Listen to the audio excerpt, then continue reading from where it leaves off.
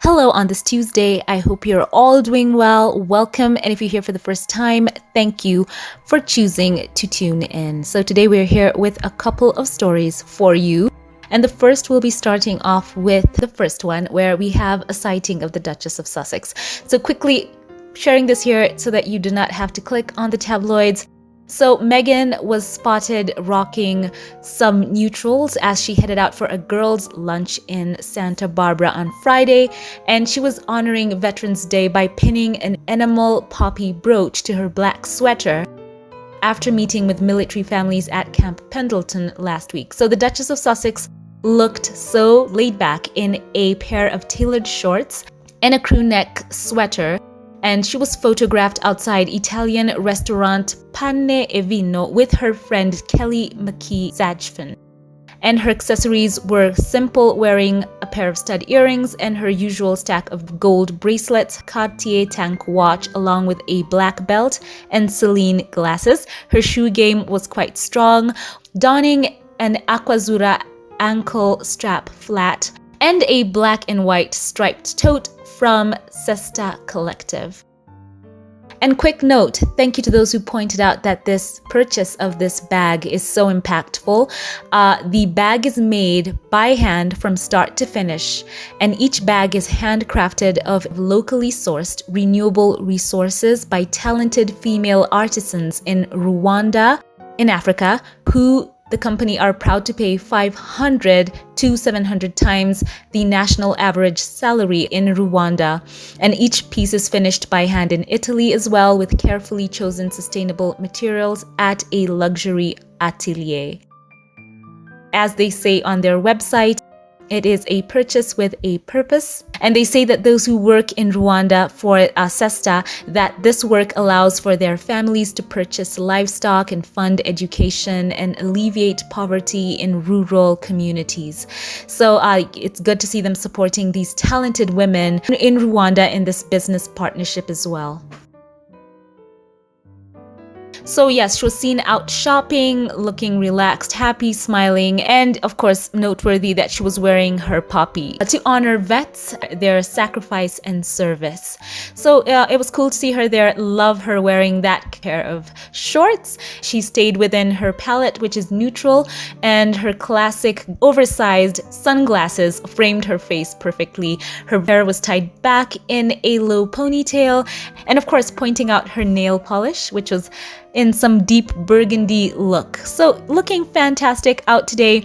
And for those who are arguing that she did this to upstage King Charles on his birthday, we have to remember that Meghan will be out living her life. She's not going to stay indoors because, someone is doing something across the pond. That does not make sense. She is marketable.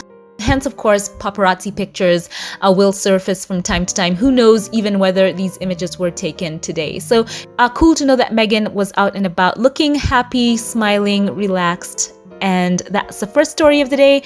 And now on to the next one with Prince Harry's visa information in the United States. So this is an update on a story that had come out a while ago. So the Duke of Sussex's visa application answers regarding past drug use should not be disclosed because it is, quote, private personal information, lawyers on behalf of U.S. Department of Homeland Security have said. So Harry, as we know, referenced taking a couple of psychedelic mushrooms and more in his memoir Spare, and this prompted a Washington, D.C. think tank to question why he was allowed in the U.S. in 2020. The Heritage Foundation brought the lawsuit against the Department for Homeland Security, DHS, after a Freedom of Information Act request was rejected, claiming it was of, quote, immense public interest, end quote. In response to the think tank's submissions that Harry's U.S. visa application should be released, lawyers on behalf of DHS said the Heritage Foundation, quote, have not demonstrated possible government misconduct or any other public interest that would overcome Prince Harry's privacy interest in these records, end quote. The DHS also said despite the Duke being, quote, a public official in the UK, he is, quote, not a public official in the United States, end quote. Their submissions to the court said DHS had, quote, provided the maximum amount of information that it can provide regarding the records it possesses, end quote, without revealing Harry's immigration status. And in his memoir, the Duke said cocaine, quote, didn't do anything for him, end quote. And the Heritage Foundation's lawsuit argues that, quote, that US law generally renders such a person inadmissible for entry to the country. And in the DHS's response to the legal claim, they said, quote, much like health, financial, or employment information, a person's immigration information is private, personal information. If the court accepts plaintiff's arguments, the government would need to reveal confidential immigration information about Prince Harry, a result the court should not adopt, end quote.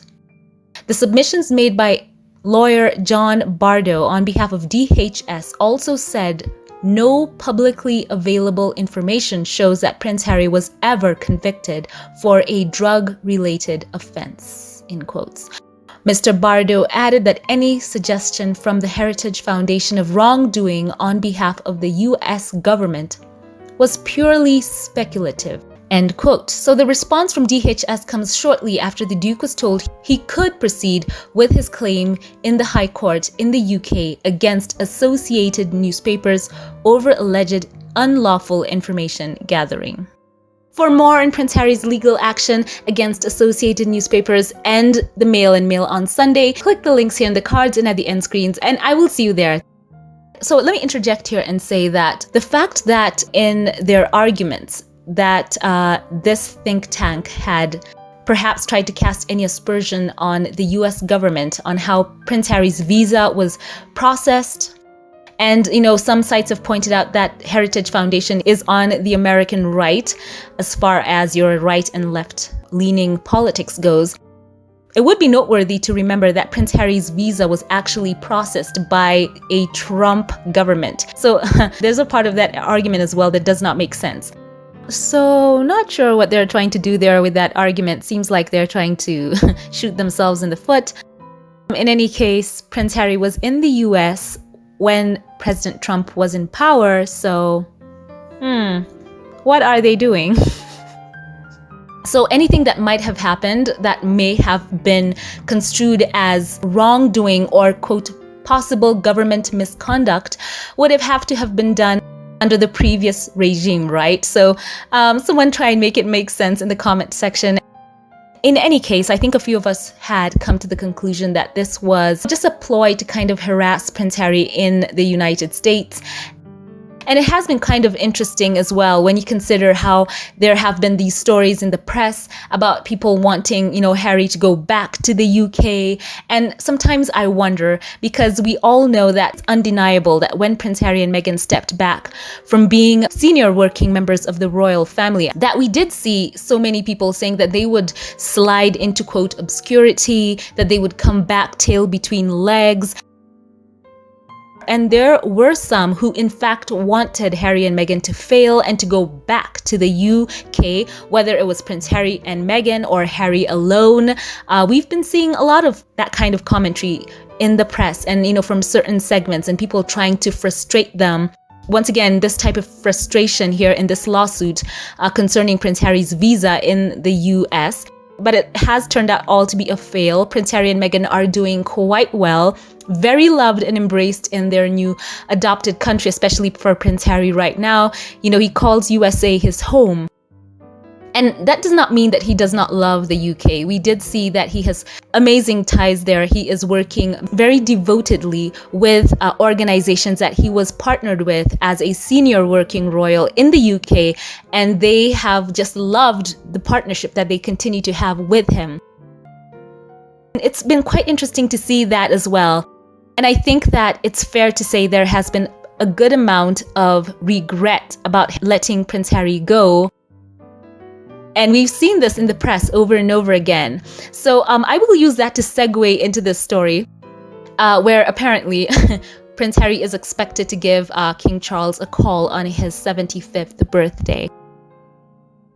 Yet again, it's been interesting. It's been covered by the BBC.com. And, you know, with all of these, quote, palace sources or, quote, well-placed sources who say that, you know, Prince Harry will be putting in a birthday call to King Charles, his father, it all makes you wonder why all of a sudden there is this push and desire for the Sussexes to, you know, to reconnect or to reestablish the ties that they have with the royal family in the UK. It is interesting. And for those who say that, you know, Harry is irrelevant, no, the numbers don't lie. We've seen it here in search engines time and time again that Harry and Meghan, even in the UK, are the most searched couple. So whatever that's all about, there has to be an admission right here that Harry and Meghan are missed at home in the UK. And there's no use refuting it. Once again, the numbers do not lie. Whenever, you know, Harry or Meghan go there, the press are just so giddy to have them. I mean, come on. Remember when Harry just popped up out of the blue at the High Court in the UK concerning the cases against Associated Newspapers and on and on. The press were just so happy to have him there. Even those who I think are being sued by him are quite happy to have him there because one way or the other, they still managed to generate a lot of income, even talking about him being there. And, you know, it is a kind of center stage kind of moment for them as well. So I think there is something starting to set in the UK that Harry and Meghan are so loved.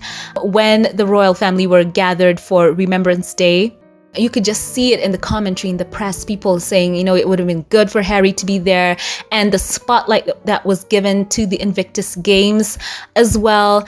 You know, it was so sad that they could not mention Prince Harry in name, but you could sense the love and that kind of void that Prince Harry had stepped out of as the troops were there, those who have served, talking about how Invictus Games has given them an encouragement and has, in many cases, even saved their lives, right? So, you know, there is a Harry-sized hole in the UK, and it's starting to set in more and more as we are seeing how the love in the US is just overflowing towards the Sussexes. Americans, yes, they broke free from, you know, royalty and all of that, but there is a fascination that is ongoing with that kind of thing. And they have royalty right there in their backyards, and they don't tear them down. They just want to enjoy them in their midst. So whatever side of the fence you approach this from, once again, the numbers do not lie. People in the UK search up Harry and Meghan even more than the ones who are based there. And all over the world, Harry and Meghan are the most popular in search engines, the most popular royal couple out there. In fact, in all of Europe, I would go as far to say they are the most known and searched and followed, right? So there is a sense of regret that is setting in with the royal family. They let their stars go.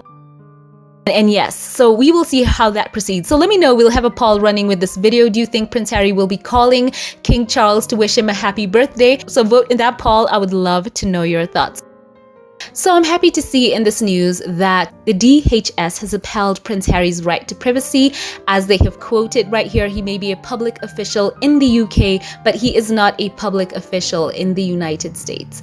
So whatever Prince Harry's, use of recreational drugs in the past may have been, they say that that is his personal private information, and for them to open up that, they would need to reveal confidential immigration information about Prince Harry, and a result the court should not adopt. So yes, whatever his past may be, I would personally prefer if the Duke of Sussex would just stay away from all those substances.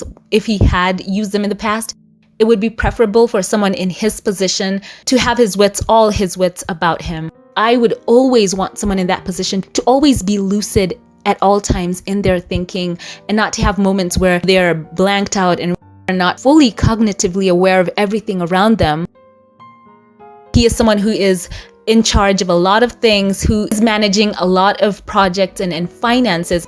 It's advisable for him to be fully lucid in his mind and everything that he's dealing with, not having moments where he is not totally conscious of everything that's around him, because we've seen that happen to stars and people in those positions who have huge public profiles, whether in entertainment or on and on, having it come back and bite them in their behind. And I would not want that for Harry. I would want him always to be at his clearest at all times, just for his own sake. That's just my personal opinion. But I'm glad to see that the DHS has not allowed people to harass Harry and Meghan in the US, even using, such things as visa applications and on and on. So happy for that. And I want to know your thoughts on this in the comment section below.